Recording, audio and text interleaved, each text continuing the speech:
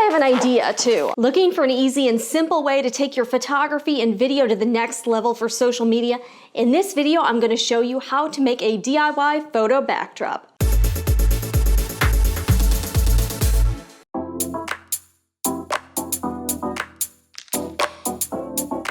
Welcome to the Sewing Report. I'm Jennifer Moore, helping you discover your love of sewing crafts and DIY projects.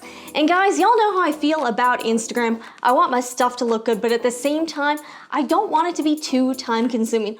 Well, lately, I've been getting really geeked out about still photography and videography, and I've been watching a gazillion tutorials and videos online. Everybody from Peter McKinnon to Parker WALBECK, and of course, I've always loved DEVINSUPERTRAMP. If you're interested in photography, they're definitely great channels to learn from for free. They have online courses as well, but a lot of the material is just on YouTube, and you can really absorb quite a bit just from those videos.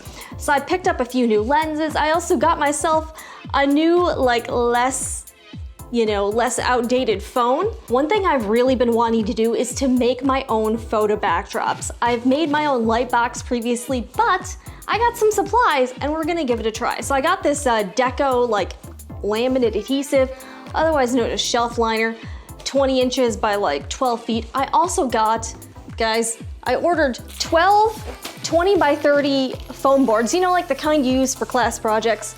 This is by Arteza. I've worked with them before, a great company, and this stuff is shipped right to your door. So they sent me some foam boards, and I'm gonna try to use these as my photo backdrops. They're fairly large, and they're the same width as the paper. So my hope is that this stuff kind of goes on real easily, and then I'm able to make a series of different backdrops. I got this print here, I got a marble color, I got this wood tone. I also, soon on the Sewing Report, there's gonna be a new photo backdrop in here, a paper backdrop that I ordered. So hopefully that's coming soon. I really do appreciate the way Arteza packaged this product. It was in a box, in another box, and it had these corner protectors to make sure that the corners didn't get all jacked up. That's one of my pet peeves about trying to buy this product in stores, is that all of the ones in the store always seem to be messed up. All right, so I'm gonna try out this one. So these are 20 by 30. I'm actually just gonna cut it just wider than I need. And I really only need a little more than 30 inches. So at least I already know. And it has this grid pattern on the back. So that actually will make it pretty convenient. I feel like I'm in elementary school again in art class. I always did art class.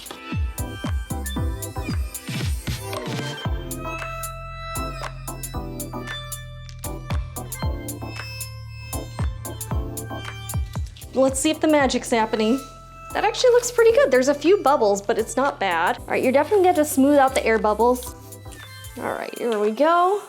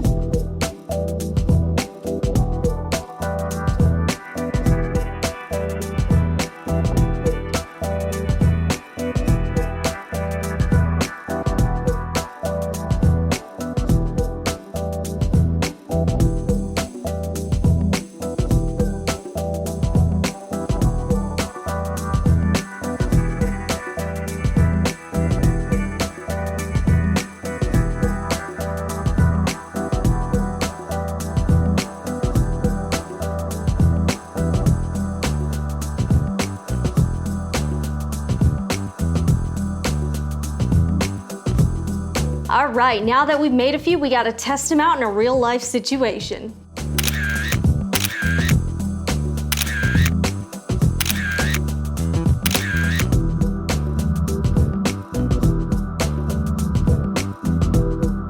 Wow, that actually was a pretty easy DIY project, and it only used two supplies, the foam boards, and the contact paper, Duck brand. I'll link everything below. So this is a fairly budget-friendly, frugal way of doing things. And if you're interested in some of the gear I use, I'm gonna link to my kit below. You can see everything I use for the sewing report, for vlogging, for taking pictures. I really like my setup, and I'm finally getting to the place where I'm pretty happy with it. Albeit I would like a few other lenses though, but they're pretty expensive, so we'll see. Anyways, I hope you enjoyed this video. If you did, hit that like button and subscribe to the Sewing Report for everything sewing, crafts, and DIY projects. I'm Jennifer Moore, and I'll see you again in the next video.